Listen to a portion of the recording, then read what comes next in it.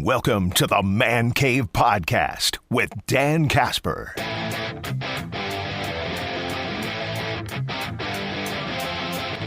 Yesterday, too, we got to see Robert Gasser get back on the mound for the first time at a major league level since undergoing Tommy John surgery. He did get charged with a loss. He went 3 innings, giving up 2 earned runs, including a home run. Eric Fetty coming in and pitching 4 innings. He also gave up 3 earned runs in that contest.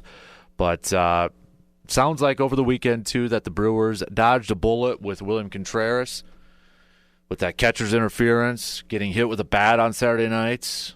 Tried to go, had to be pulled out, x-rays negative. Pat Murphy saying he was already in his office trying to get some playing time, trying to get in the game on Sunday. Brewers like, no, just take some time. Just take some time here, dude, and such. But maybe dodged a bullet there, but they did not dodge a bullet with Brandon Woodruff. Brandon Woodruff on the injured list with a lat strain. And we don't know. We don't know about his availability for the postseason now. They're trying to be optimistic. They're trying to kind of keep a positive mindset with this. But if you read between the lines a little bit, it sure seems like they're nervous. So he's on the 15-day injured list. It is going to be retroactive. So he still has time. He could be still eligible for the postseason. But usually, a lot of times when a player goes on the injured list or has an injury, they kind of go back or wait till they go back to their home city, hometown, get checked out by their team doctors and doctors over there. Actually, this is the kind of the example of the urgency that they wanted to find out some answers, because he went to see a doctor in St. Louis. The info is going to be sent apparently to Brewers.com to his doctor who performed the surgery on Woodruff's right shoulder back in 2023. Brandon Woodruff saying, quote, "This feels like deja vu. Feels like the last 2 years, the stuff's kind of piled up, but I'll stress again, this year was all about me getting back and getting my body healthy and back used to pitching, and I've done everything from a personal goals standpoint. Obviously, from the team aspect, I want to win worse than anybody. So in that sense, it's crappy timing, but I can't do anything about it. I've done everything. I've checked every single box I can check to avoid this." Pat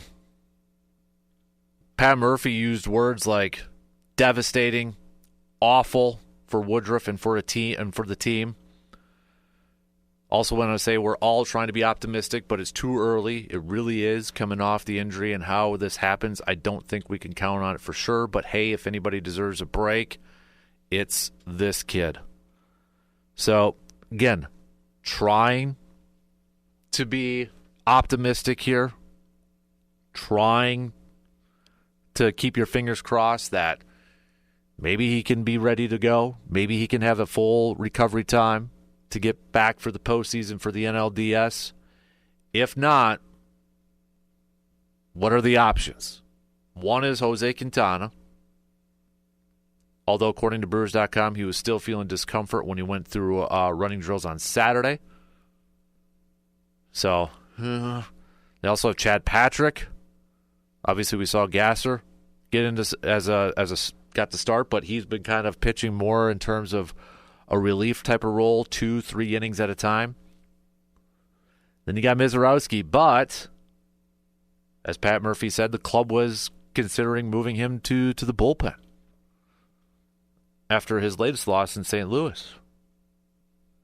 So it's a little bit of an unknown at this point. If Brandon Woodruff can't go. Now, I mean, we've been talking about for the longest time, who's that fourth option, that fourth guy in the rotation? Now it's like, okay, who potentially has to fill in for Brandon Woodruff? Let's just hope that Freddie Peralta and Quinn Priester can get to the postseason. We may have to bubble wrap those guys. But then it's like, Now what? Now what do you do? And then they still got questions about Trevor McGill. McGill said he felt decent in a mound session on Saturday. Decent. Not great, not awesome, not fantastic, decent. Murphy said the best case scenario for Trevor McGill would be another bullpen on Tuesday, live BP on Friday, followed by an inning against the Reds in the regular season finale. Got to get something in this week for Trevor McGill to be able to go for the postseason. But can this team catch a break when it comes to some of the injuries right before the postseason, for crying out loud? I mean, just a couple years ago it was Brandon Woodruff, too, who got hurt right before the postseason. And now we got this. I don't know if it could be one of those scenarios if he can't go for the DS, would he be able to go for the CS, the Championship Series and that? But, gosh, darn it. Just win, I guess, the first two, but it's best of 5, though. Cramp. So, but let's maybe go back to the positive side of things. Brewers racking up their 3rd division championship. 3rd in a row. Excuse me. 3rd in a row. Got a little help over the weekend. I know it's probably one of those awkward celebrations that they lost the game, but they got the division championship. I don't have a problem with them celebrating a little bit. You know, when they clinched spot, they did a little toast because they still had bigger goals in front of them. They wanted to win a division. So they did that, right? They got that. They celebrated. If they clinch the top spot, I don't know if they'll do another celebration or not, to be honest with you. I don't. But, yeah. That's the positivity thing here, right? That's the ultimate goal, to get that division championship. So at least they got that over the weekend. They got the bye. Hopefully they can get a little bit more healthier heading into the postseason here. But I got to ask you, Brewers fans, with some of these injuries piling up to the pitching staff, with even like the Miz pitching like he's pitching right now, are you a little bit nervous heading into this postseason? You know, Quintana's banged up, Woodruff's banged up, Trevor McGill's banged up, Miz with the way he's pitching. Are you a little concerned heading into the postseason? Even though they may be the top seed, even though they got that division championship, they're going to have home field at least right away. Is there a little concern level for you? Are you a little bit nervous? I'm a little bit nervous, for crying out loud. Why wouldn't I be when you're a little bit banged up heading into the postseason? Absolutely. I mean, they're going to play either the Padres or the Cubs right now as it stands. As it stands right now, the playoff picture, it would still be either Padres or Cubs. So, yeah, I'd be nervous regardless of who they play because of the health, because of who they have available right now. All right, let's take a quick break here, talk some more Brewers, look ahead to tonight's game. They do play tonight, going up against the Padres. An interesting final 6 games here for the Brewers because they're going up against teams that are fighting for a playoff spot, positioning within a playoff, maybe even the Padres still trying to catch up to the Dodgers for a division.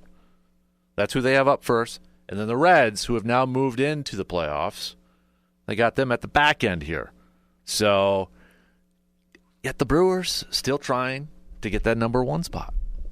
Brewers, the final 6 games of the regular season. Final week of the regular season is here. They got to go out west for 3 games in California to take on the San Diego Padres. And it's kind of no let-up this week for the Brewers. I mean, they still got something to play for, which is that top spot in the National League. But they're going up against 2 teams who are kind of fighting for their playoff lives a little bit here, maybe at different points in time. Padres still trying to hold on to that. You know, they're in the wild card race. Can they catch up to the Dodgers? They're going to need a little bit of help They still want that National League West title, so they're going to need a little bit of help with that. But then, back ends, when we get to this series, you got the Reds who are now, if the postseason started today, the Reds would be in the postseason. So Brewers going to be going up against a couple teams here that they're still playing for something here. No easy layoffs here. But with tonight's game for the Brewers, we get Freddie Peralta on the mound. All right, Freddie Peralta is going to be getting a start here for the Brewers, and this is going to be, I would imagine, probably his final start going. I mean, unless they want to get him in one little bit of work before in the Red Series, depending on, just maybe just kind of a quick outing here, because you do the 5 days here. You got 1, 2, 3, 4, 5, maybe on Sunday for a quick hot minute, maybe a couple innings there. But Freddie Peralta is approaching that 200K season again this year. He's sitting there at 195 strikeouts. He's coming off of a win against the Angels where he went 6 innings, struck out 10, 2 hits, and two hits, 2 or 1 earned run, excuse me. So looking for his 18th win tonight, looking to improve to 18-6. It's a good pitching matchup, though, because you got Nick Pivetta going for the Padres, who is 13-5 with a 2.81 ERA. And you're looking at what Nick has done lately here for the Padres. September in 3 games, 0-1 with a 2.55 ERA. August, though, in 6 games, he was 3-1 with a 2.95 ERA. July was his month. In 5 games, he was 2-1 with a 1.17 ERA. So, which offense maybe has the advantage for both these, right? You're looking at the lineups and got a little bit of experience between both these lineups going up against these pitchers. Peralta going up against the Padres. Machado, 10 career at-bats, is just hitting 100 against him. You got Tatis Jr., average-wise 0 for in 6 at-bats. Sheets, 7 career at-bats, 143. O'Hearn, 5 career at-bats, 200. Cronenworth, 405 career at-bats, including a home run. Luis Arraez, 9 career at-bats, a home run, 222. I mean, nothing really to write home about. And again, some of these guys have between 2 and 3 games worth. Machado a little bit more, probably because with hot minute with the Dodgers and such. Flip side, with the Padres lineup the Brewers lineup going up against Nick Contreras, 11 career at bats. We'll see if he's going to be in the lineup though. He's hitting 273 against him. Yelich, 16 career at bats, 375, including 2 home runs and 7 RBIs, a 1.296 OPS. Very good numbers against him. It's Yelich, Contreras, and Jansen has solid numbers against him too. So 10 career bats, 300, 864 OPS. Wouldn't be surprised if Contreras sits down again. Give Jansen the start tonight. Other than that, everybody else has about a game's worth of experience going up against him. So it's Yelich, it's Contreras, and it's Jansen that has the most experience going up against Nick here. But I think the main thing we want to see, maybe a little bit more important than the win, Freddie, get out of this healthy. Okay? Get out of this game healthy. We don't need any more injuries to our starting pitchers. Please just, for all that is out there, stay healthy. Baseball gods, please let these Brewers pitchers stay healthy. Okay? Please, no more injuries. I want to get in the postseason as healthy as possible. I want to see this Brewers team at full strength heading into the postseason. I don't want to have to be talking about a what if. Man, what if they weren't hurt? Or what if so-and-so would have been able to go? Man, they would have won that series if they had somebody active or able to play in there. I don't want to be going through that, so please, no more injuries. No more injuries to anybody on this ball club, especially when it comes to starting pitchers. I don't want it. Please. So Joe Boo or whoever else, we gotta, baseball gods wise, just no more. Let's get through this thing, okay? If you're wondering what the magic number is for the Brewers to get that top spot, according to playoffstatus.com, it's 3. 3 for the Brewers, a combination of wins and losses between the Brewers and the Phillies. And the Phillies, if you're wondering, are going up against the Marlins. Now, before you say, crap, the Marlins. Marlins have actually been playing really well here as of late. 9-1 in their last 10 games. The Marlins have put themselves, still kind of a tough task, but they've put themselves just 4 games out of a wild card spot. They've won 6 in a row. So maybe, just maybe, Marlins can help out the Brewers here a little bit. So don't just assume, Phillies, Marlins, Brewers ain't going to get any help from that. Pump the brakes. But you look at some of these other games, okay? Brewers-Padres is going to be big. Padres right now, they're the second wild card team. They're the second wild card team in the National League, trailing only the Cubs. But the Padres, 3 games back from the Dodgers for that top spot. Dodgers haven't clinched the division yet. They've clinched a playoff spot, but they haven't clinched the division yet. And the Dodgers are going up against the Arizona Diamondbacks. Diamondbacks are 7-3 in their last 10 games. And when you look at it from a wild card standpoint, Diamondbacks are just 1 game out. So, and then you got, there's this final week here. Cubs taking on the Mets. Mets are tied with the Reds right now for that final wild card spot. So you've got some really good matchups. And then the Reds are facing the Pirates of Pittsburgh. So maybe it's advantage Reds in this case. I don't know. But Brewers with the Padres.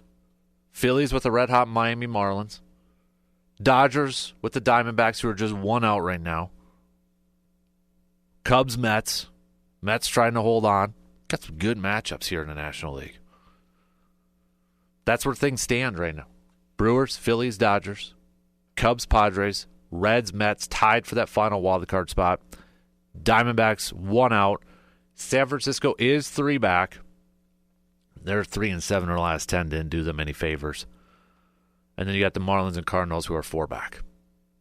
And it's actually Giants and Cardinals going at each other too. American League. You only got 1 team that's clinched a playoff spot so far. And that's the Toronto Blue Jays. The only team with 90 wins in the American League. They haven't clinched a division yet.